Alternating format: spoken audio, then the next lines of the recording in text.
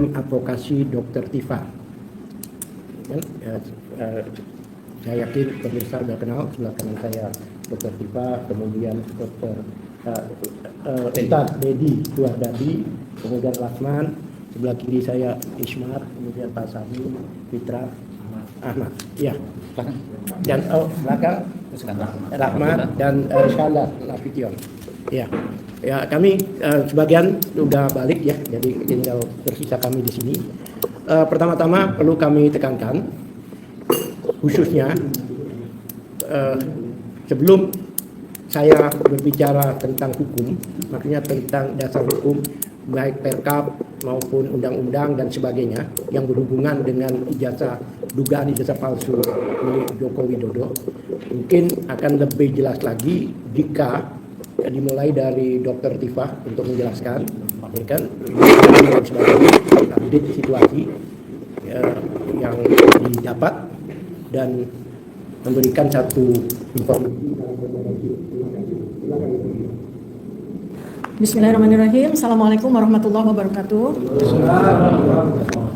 Ya, perkenalkan saya Dr. Tifa. Ini bersama dengan satu tim kuasa hukum Dr. Tifa yang kami bersama-sama secara sinergi akan berkolaborasi dengan semua tim yang saat ini sudah terbentuk untuk mengawal kebenaran, keadilan dan kejujuran bisa ditegakkan di negara kita tercinta ini di Indonesia. Jadi untuk diketahui oleh masyarakat semuanya bahwa saya bersama-sama dengan para sahabat, para peneliti dan juga para advokat, para ahli hukum, juga para cendekiawan yang lain saat ini sudah bergerak dari Sabang sampai Merauke. Barusan saya juga mendapatkan sebuah penguatan dari para purnawirawan jenderal juga, kemudian juga Kapak ITB sudah bergerak, keluarga alumni dari ITB, kemudian juga keluarga alumni dari UI yang bergabung di UI Watch, itu juga sudah menyatakan dukungannya, termasuk juga Maklumah Yogyakarta, dan sebentar lagi nanti kami akan ke Surabaya juga, dan insya Allah akan ke Makassar. Jadi tim kuasa hukum Dr. Tifa ini juga terdiri atas berbagai macam komponen, para ahli hukum, baik dari Jakarta sendiri maupun dari Jogja, dari Solo, bahkan sampai dari Makassar. Semua bergabung, karena memang niat tujuan kita itu adalah, pertama adalah amar ma'ruf nahi munkar, dan kita tegakkan kebenaran, kejujuran dan keadilan yang selama ini kurang lebih paling terakhir adalah 10 tahun terakhir ini kita benar-benar tidak merasakan adanya kebenaran, adanya keadilan dan kejujuran terjadi di negara kita ini. Utamanya adalah kunci kotak Pandora dalam bentuk dugaan ijazah palsu oleh mantan pejabat yang ternyata bergulir menjadi sebuah gulungan bola salju.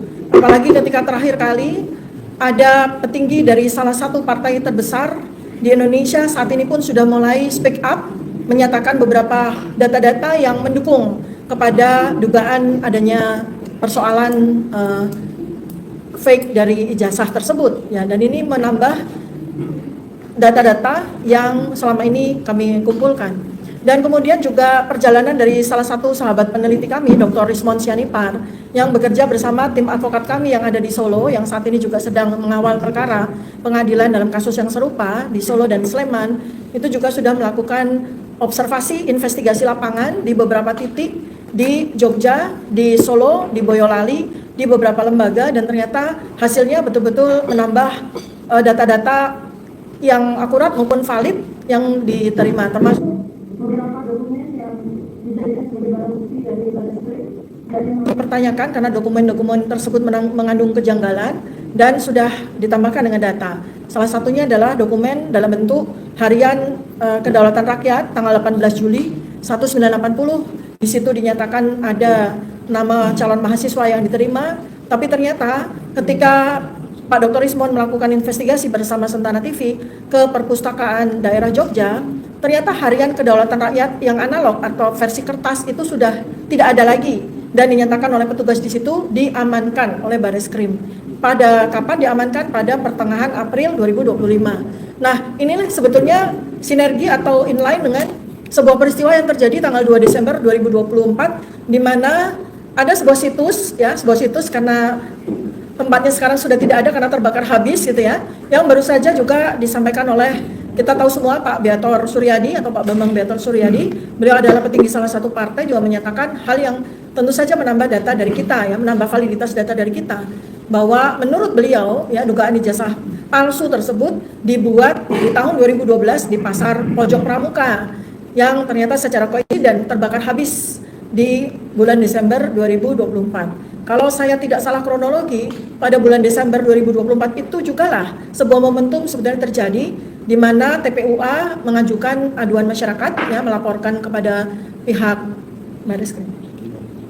Bariskrim ya, ke Bariskrim ya.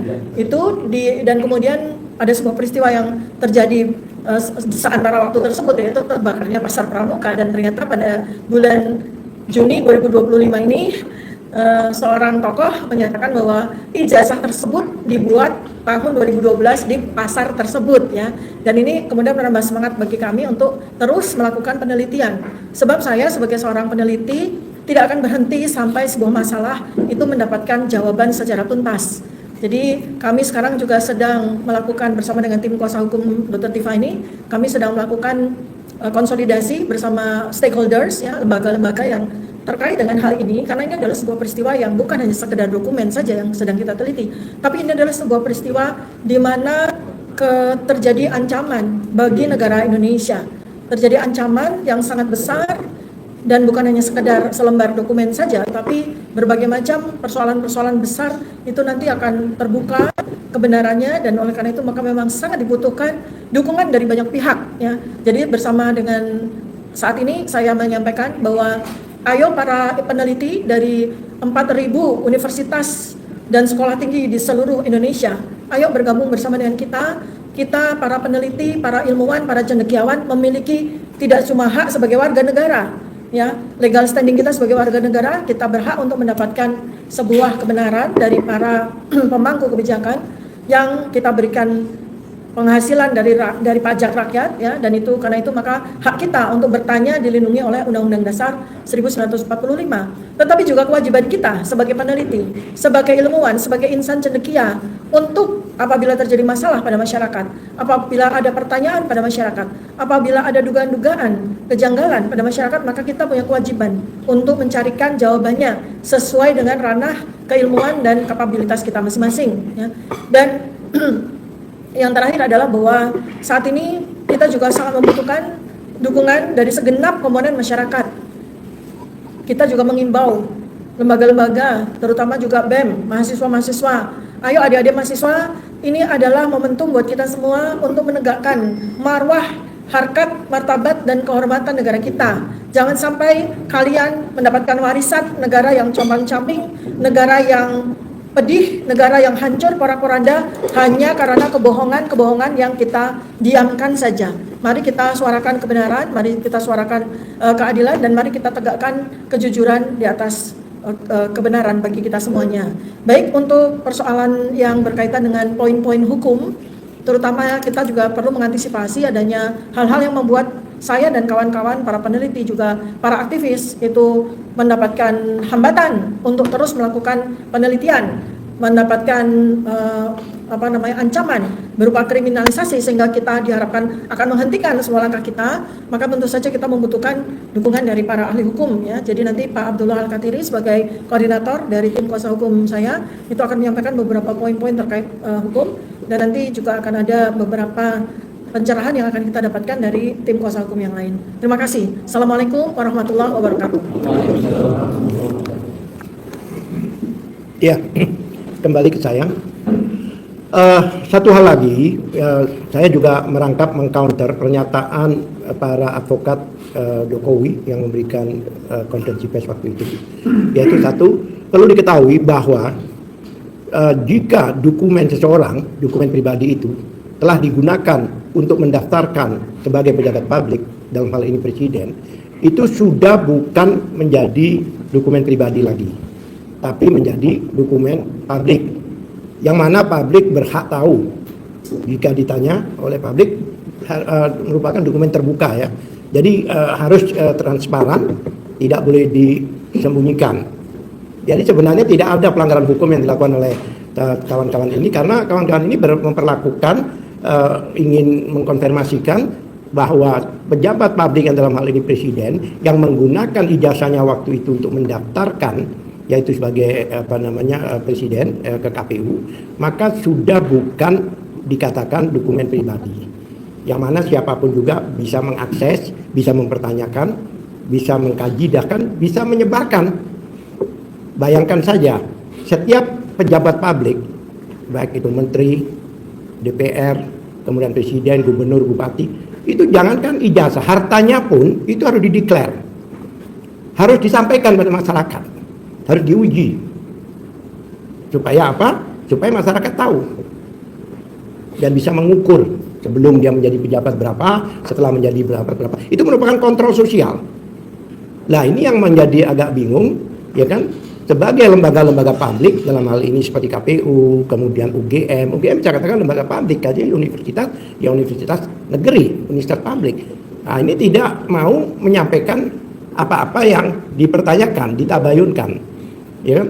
Sebenarnya itu diatur oleh undang-undang. Contohnya ya, kalau kita kembali ke Undang-Undang Dasar, pasal 1 ayat 2 itu mengatakan bahwa kedaulatan itu adalah di tangan rakyat. Kemudian kita kembali ke Undang-Undang Keterbukaan Publik, Undang-Undang Nomor 14 tahun 2008, itu jelas juga. Dalam pasal 2 yang dimaksud informasi publik itu adalah termasuk dokumen administrasi publik. Itu pasal 2 menyatakan begitu. Kemudian pasal 4-nya, publik berhak mengakses dan mempertanyakan dokumen-dokumen yang telah dijadikan dokumen publik tersebut. Nah, pasal 28 ayat F itu jelas menyatakan bahwa setiap warga negara itu berhak, ya kan, berkomunikasi dan mendapatkan informasi, bahkan mengambil informasi, mengakses informasi, menganalisa, bahkan menyebarkan pun, itu konstitusional. Jadi kalau lembaga-lembaga itu tidak mau terbuka, termasuk mantan presiden kita ini, ya kan, itu berarti mereka itu melanggar konstitusi. Jelas, karena semua itu kan diatur dalam konstitusi. Bahkan ditekankan oleh keputusan Mahkamah Konstitusi nomor 011 nomor 17, itu jelas bahwa yang dimaksud dengan syarat pencalonan presiden itu wajib terbuka. Dan pas putusan MK nomor 6 tahun 2005 itu juga jelas bahwa masyarakat dapat mengakses, karena masyarakat itu adalah bagian dari orang yang ikut ikut dalam memantau suatu peristiwa politik, karena mereka terlibat, mereka lah yang memilih presiden, memilih calon-calon DPR dan sebagainya itu. Makanya mereka itu berhak. Bayangkan ya, undang-undangnya ada, undang-undang dasarnya ada, kemudian putusan MK ada di situ. Jadi tidak ada pelanggaran hukum yang dilakukan teman-teman, karena pada waktu itu kan ada satu peristiwa, yaitu peristiwa beberapa tahun yang lalu, yaitu peristiwa Bambang Tri, ya kan, yang kedua kalinya dengan Gus Dur itu kan jelas itu. Mereka dihukum dengan dakwaan yang mengatakan bahwa mereka adalah menyebarkan kebohongan yang mengakibatkan keonaran. Tetapi mereka dihukum itu berdasarkan asumsi. Kenapa demikian? Karena seharusnya pada saat dikatakan mereka bohong, bahwa mengatakan bahwa ijazah Jokowi itu tidak asli, itu seharusnya ditunjukkan aslinya.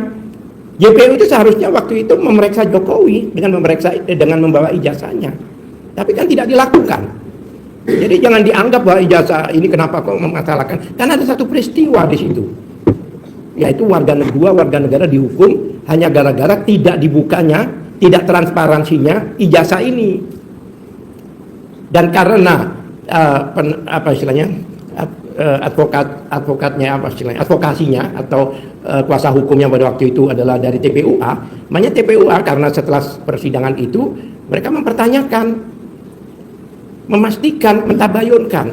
Mereka datang ke UGM bersurat, kemudian berencana datang ke Jokowi juga bersurat, bahkan karena rombongannya agak banyak memberikan satu pemberitahuan kepada kepolisian. Jadi tidak ada mensreya, tidak ada niat jahat di sini, tapi tetap saja tidak ditunjukkan, sehingga mereka melaporkan ke Bareskrim. Nah, oleh Bareskrim tidak diterima laporannya, tapi dianjurkan untuk mengajukan pengaduan ke Dumas. Diajukanlah pengaduan itu pada bulan Desember kalau nggak salah itu.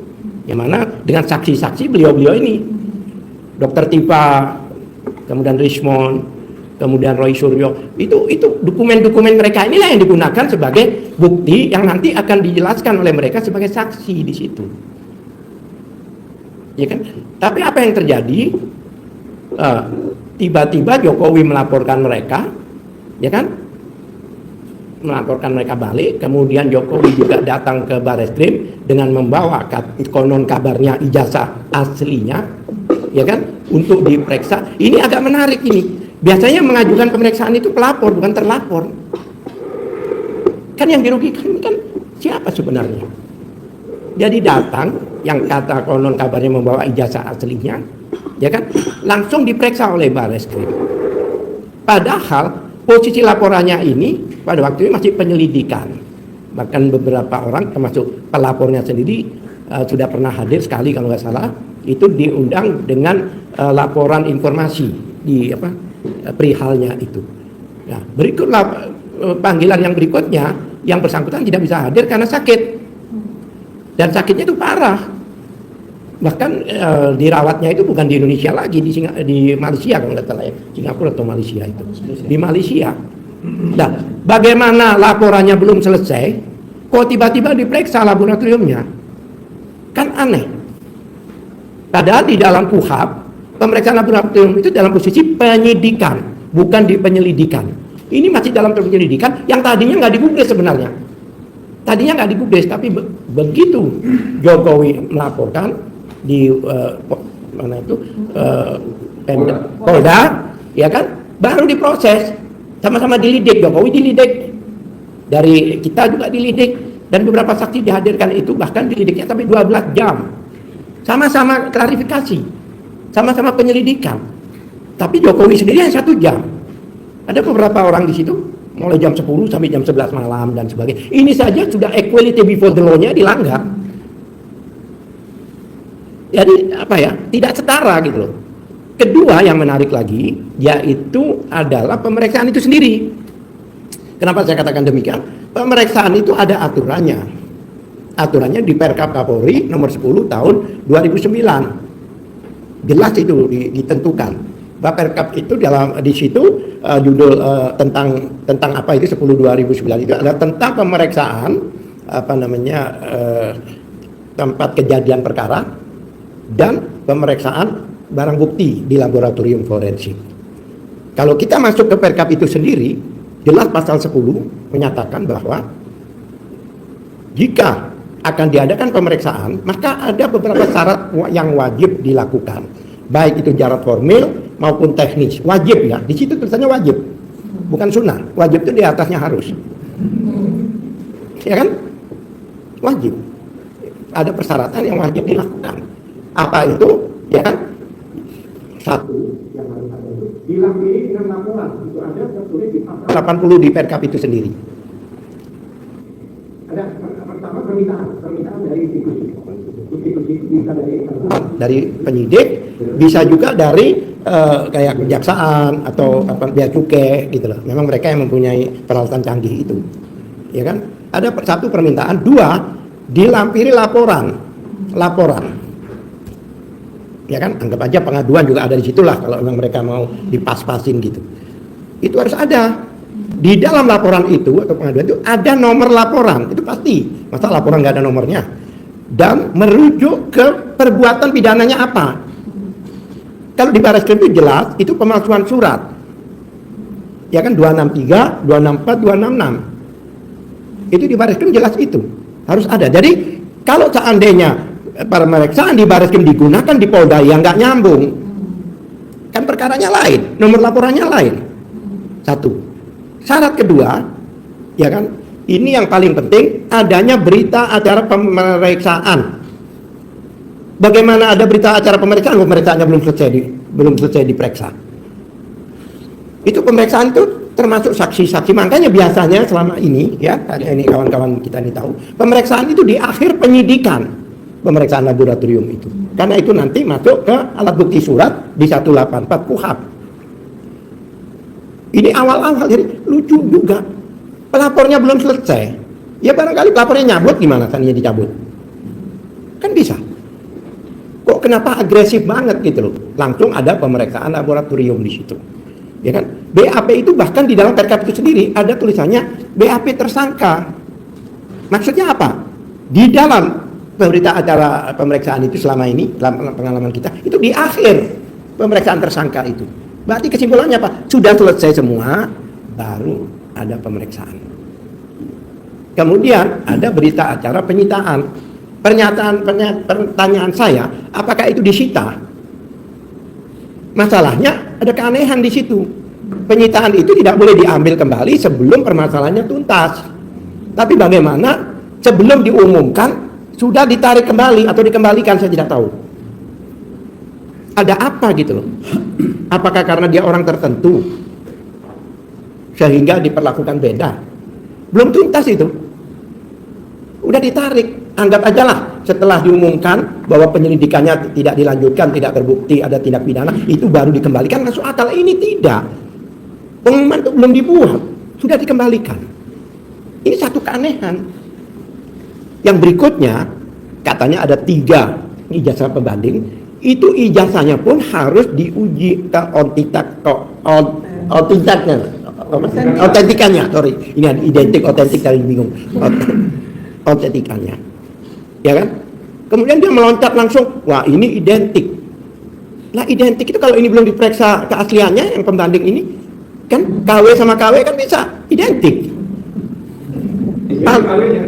Palsu sama palsu kan bisa identik, ya kan? Sekarang ada HP dua-duanya palsu, identik nggak? Identik, ya kan? Lah itu, bagaimana mungkin ada puluhan temannya hanya 3 orang yang diperiksa? Dan satu hal lagi yang membuat kita bertanya-tanya, pada waktu itu ada 20 temannya menunjukkan ijazahnya. Ini saya satu angkatan dengan Jokowi, ijazah saya sama dengan. Kenapa dia nggak ada di situ? Itu kan big question mark, ada apa? Ya iya, waktu 20 orang jejer-jejer itu, ada sekitar 20 orang menunjukkan ijazahnya, kan aneh. Iya kan? Kenapa dia tidak menunjukkan juga? Itu kan perlu dipertanyakan. Ya kan? Lah, syarat-syarat itu semua, ya kan, itu harus dilampirkan di pasal 10 itu untuk pemeriksaan laboratorium. Jika ada satu dari syarat itu tidak terpenuhi, maka harus dikembalikan. Siapa yang bicara? Ya Perkap itu sendiri. Harus dikembalikan. Diberi waktu 14 hari. Jadi ini kayak P21 gitu loh. Diberi waktu 14 hari. Setelah itu kalau tidak lengkap dikembalikan lagi. Itu pun 14 hari lagi.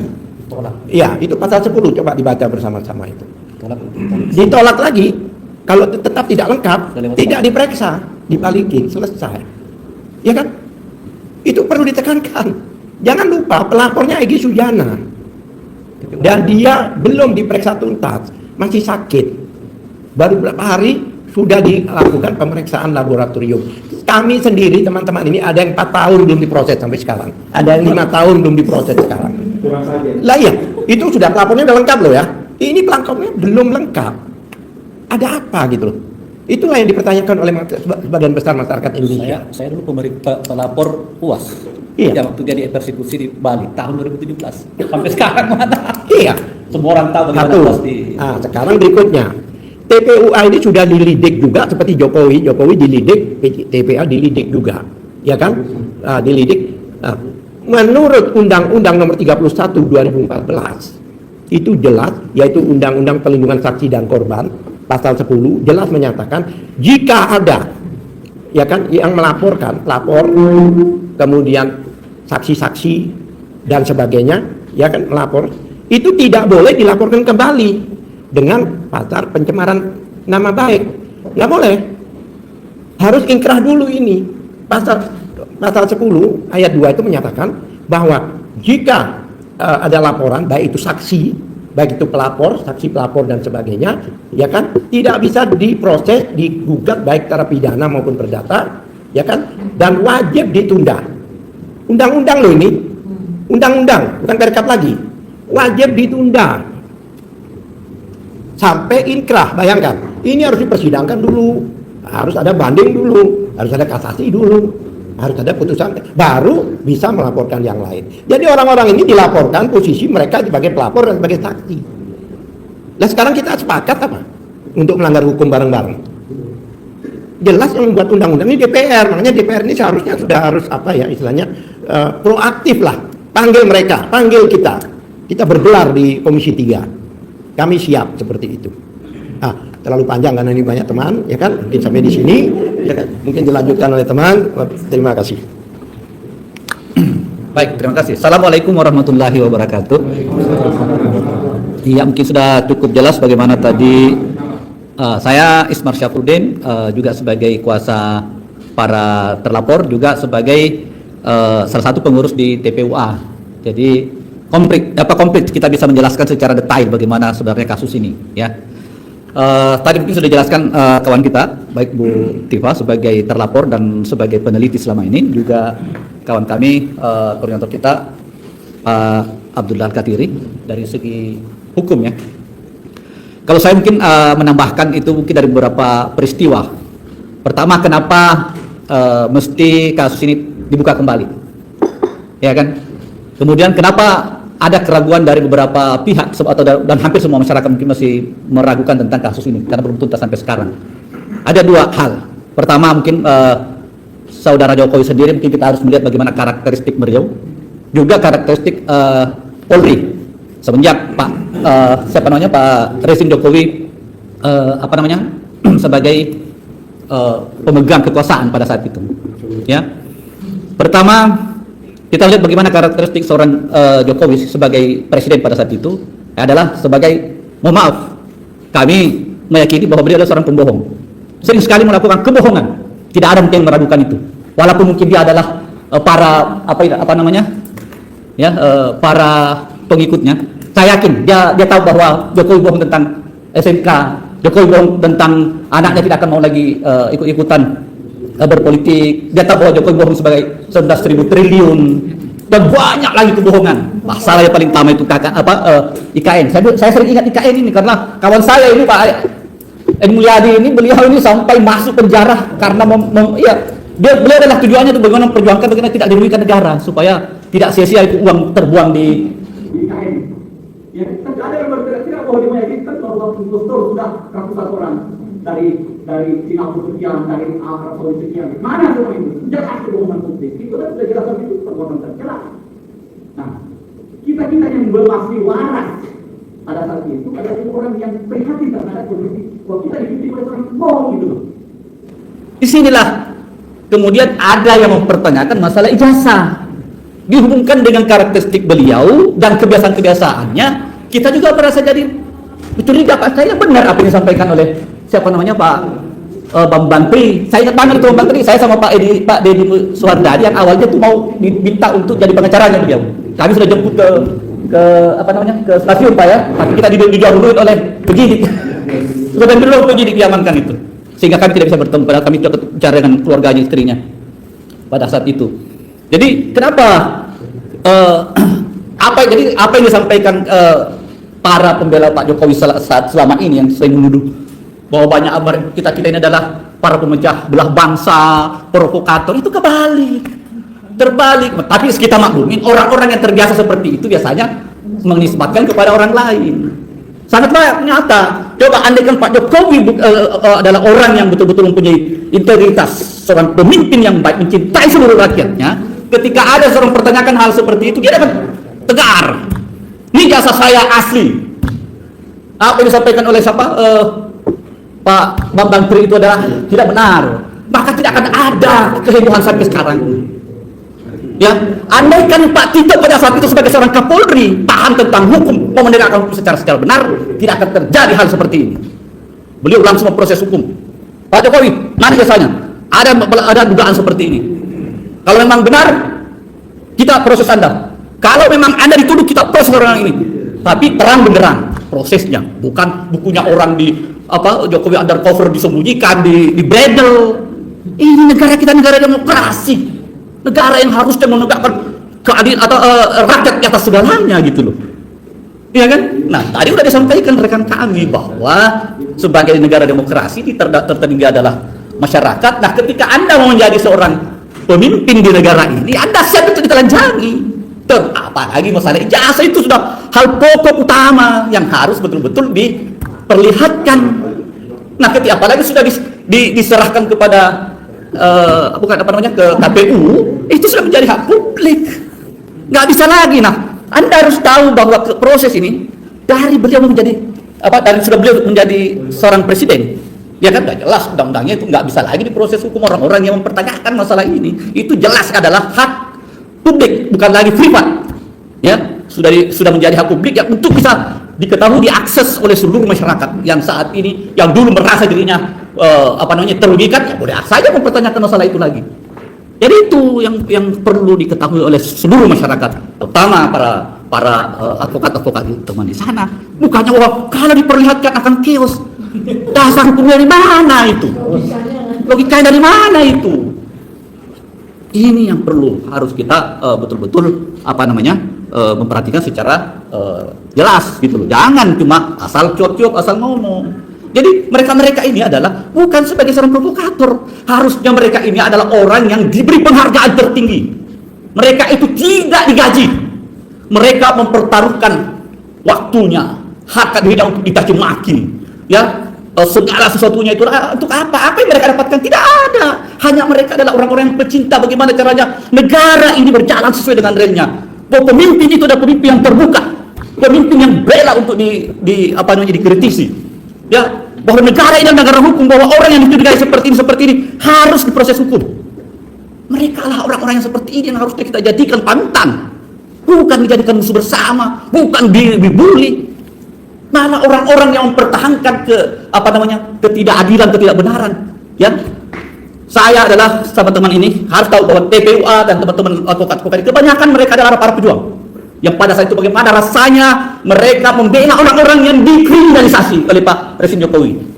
Kami dulu bagaimana imam kami Habib Rizik yang diproses hukum di Jawa Barat, yang hanya kami berpendapat bahwa Pancasila itu diobok-obok oleh tidak sepakat dengan apa yang disampaikan oleh beberapa pihak, ya. Itu kan demokratis. Dulu jadi tokoh delik. Nah, kita berharap pada saat zamannya rezimnya Pak Prabowo ini tidak lagi seperti itu, dan kayaknya kelihatannya alhamdulillah ada ke arah sana gitu. Kita bagaimana melihat KM 50 diputarbalikkan, seorang korban menjadi seorang penjahat.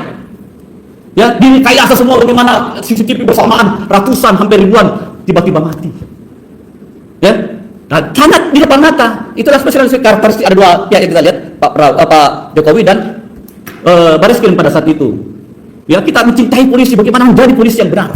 Kita mencintai negara kita supaya apa? Ditegakkan hukum yang sesuai dengan koridor hukum yang ada. Makanya berbahagialah orang-orang yang masih mau bicara seperti ada orang yang mau bicara seperti ini gitu.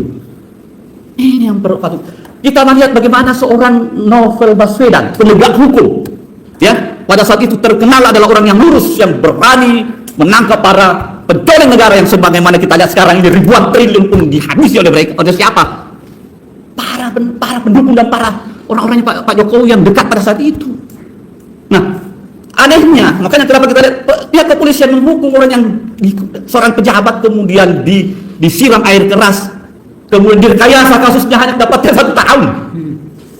Ya, tapi kita berharap kayaknya ada titik cerah ketika zamannya Pak Prabowo ini, seorang Novel Baswedan yang di zaman dahulu dikriminalisasi, mau ditangkap pada saat itu, dianiaya, digebukin, dipecat dari KPK. Alhamdulillah saya lihat ini dijadikan wakil staf sus, ya, Satgasus. Ya, ini luar biasa. Mudah-mudahan kita sangat mau melihat, semoga saja kenapa kasus ini tidak mereka langsung ditangkap, ditersangkakan sebagaimana biasanya kita lihat kesehariannya pada saat zaman-zaman proses terdahulu, ya, rezim terdahulu. Ya, bagaimana Pak saudara saya Pak Edi Mulyadi, ya, menyampaikan kebenaran kemudian diproses langsung ditangkap. Ternyata sekarang semua orang tahu bagaimana IKN itu kebohongannya di sana. Berbalik dengan kejadian ini. Siapa yang ngomong? Bagaimana cara beliau, nama baik beliau? Bagaimana beliau direhabilitasi nama baiknya? Bagaimana mengganti kerugian selama beliau berapa bulan di dalam penjara? Ya, ini semua yang harusnya kita buka sekarang ini. Saya berapi-api kalau bicara masalah ini karena kenapa? Kita pelaku. Kita yang langsung bagaimana rasanya ditersakiti ketika hukum itu dipermainkan oleh para pihak. Jadi tolong teman-teman Baris Krim, teman-teman pihak kepolisian, jangan tersinggung. Semua orang yang bicara tentang masalah ini dan menginginkan polisi itu menjadi baik karena mereka adalah orang yang mencintai bukan orang-orang yang penjilat yang sebagaimana mau menjerumuskan kalian kepada kejelekan. Ya. Jadi kenapa teman-teman ini tidak langsung percaya apa-apa yang disampaikan oleh Baris Krim kemarin? Karena sudah terlalu banyak contoh-contoh kejadian yang memang terbukti gitu loh. Nah, harusnya saya berharap ini Pak Listio Sigit di akhir jabatannya, kita berharap betul-betul menegakkan hukum.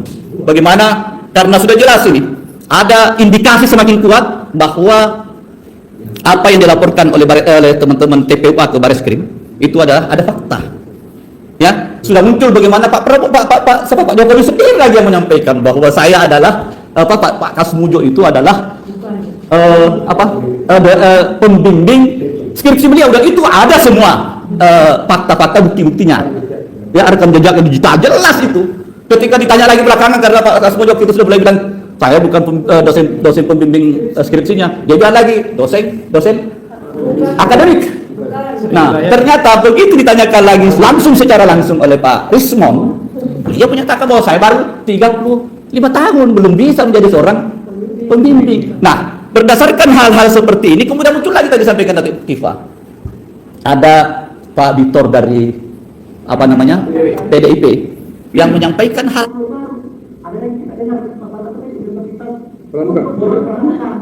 dan ini kita semua udah pada tahu, apalagi lawyer itu sering banget itu menangani kasus-kasus berhubungan dengan itu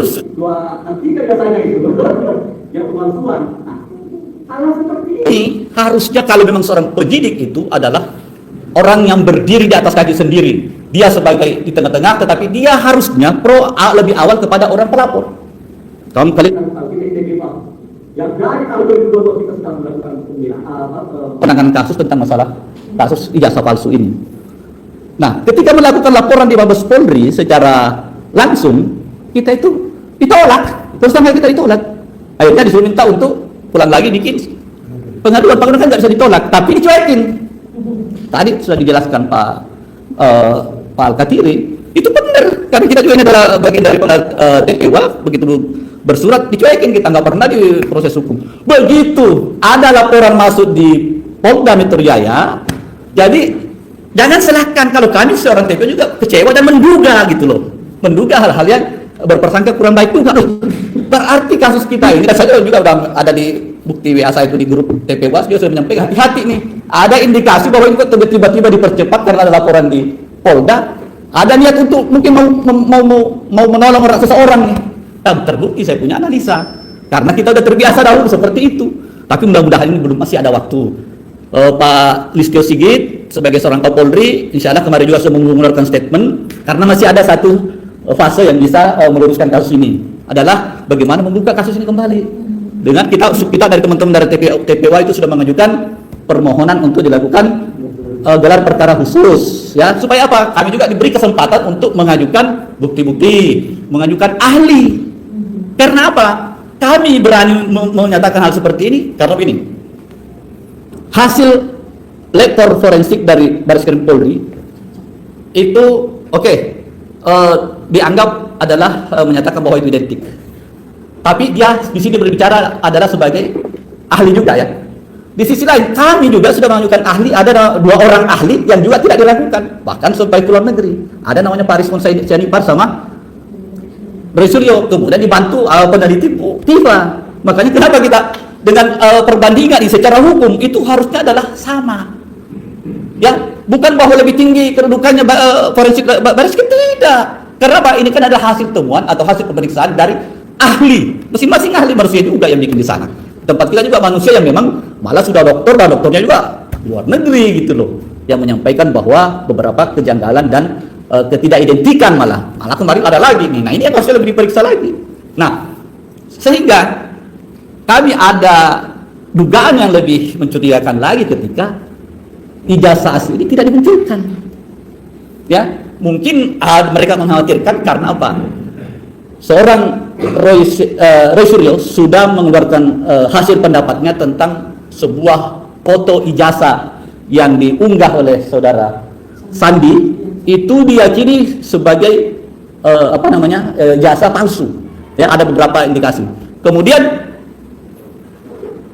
setelah Baris Krim melakukan konversi pers, mengeluarkan lagi ijazah dan sama. Kemudian didapatkan juga hal yang sama bahwa ada beberapa yang, dan itu jauh, itu saya sebagai seorang lawyer berterima kasih kepada para ahli ini yang baru kita juga dapatkan bahwa ternyata agak lebih mudah sebenarnya untuk mengetahui, lebih masuk akal, dan itu bisa dipelajari oleh semua masyarakat. Apa itu? Adalah mensejajarkan. Ada beberapa yang dimaksud sebagai identik. Kan gampang sekali itu. Oh, ternyata logo dengan huruf-hurufnya ini berbeda sekian ini aja, berarti kan nggak mungkin asli, nggak mungkin identik dengan yang satunya. Ternyata itu jauh lebih gampang daripada teman-teman dari Barreskrim cuma menyampaikan identik, tidak menyampaikan tentang bagaimana metode ya proses pemeriksaan ini menyatakan itu adalah sebuah identik, bukan cuma hanya pernyataan. Gitu. Harusnya ini kan gampang kita mungkin begitu dari saya. Dan insyaallah begini, yang paling terakhir mungkin saya sampaikan, kalau memang kasus ini harus dipaksakan naik, sebenarnya minta tolong kepada pihak Polri, silahkan, mungkin supaya apa? Silahkan ada proses hukum, tetapi betul-betul sesuai dengan aturan hukum yang ada. Ya, pasal 31, pasal itu 321-nya ya. Itu 3235-nya itu kan nggak ada hubungannya sebenarnya dengan kasus ini. Dan tolong nggak usah ada penangkapan lah. Ya, janganlah gitu itu hanya sebagai menakut orang. Supaya apa nanti? Kalau yang diproses hukum, kami tim pengacara itu ada 75 orang. Ya, mungkin nanti kan tidak bisa diwakili lagi. Tidak ada lagi yang ngerti Pak Jokowi untuk hadir di sidang. Ini galak tuh Pak Katiri kalau bertanya itu bisa tanya ada Pak Hasto bagaimana waktu ketika Pak Hasto jadi saksi waktu dia melaporkan siapa namanya? Pak Algan Tanjung. Saya aja boleh ada, masih ada, saya punya videonya itu. Ada, kami sampai malam itu kita tanya-tanyakan orang-orang yang apalagi Pak Jokowi nanti itu 75 orang, satu orang 1 jam aja. Berapa hari kita bisa tanya di tengahnya, dan dia tidak akan didampingi oleh siapapun. Dan saya yakin ya, dia akan menyesal untuk melanjutkan ini kasus kalau sampai dia harus didampingi, blunder lah ya. Tapi mudah-mudahan saja. Saya yakin dia menyesal kalau dia sampai harus hadir di. Jokowi akan menyesal. Ya, saya rasa Jokowi akan menyesal kalau ini di proses hukum ini karena apa? Dia harus hadir dan tidak bisa didampingi oleh pengacara lagi. Kan ingat bagaimana waktu abang kita diperiksa di Pengadilan Jakarta Pusat. Pada saat itu kan para saksi pelapornya juga kan aing semua yang sebenarnya tidak bisa dibuktikan, tapi ya karena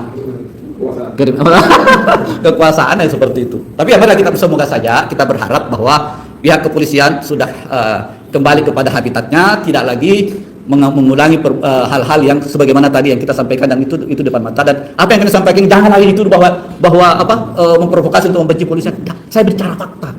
Kita menginginkan pihak kepolisian itu jadi lebih baik dari yang dulu. Ya, kita menginginkan bagaimana pihak kepolisian supaya apa? Negara kita jadi aman. Investasi gampang masuk ke Indonesia. Kasihan Pak Prabowo yang sekarang ini untuk menjalankan pemerintahan secara bebas saja, sekarang kita kesulitan keuangan. Karena ini gara-gara siapa?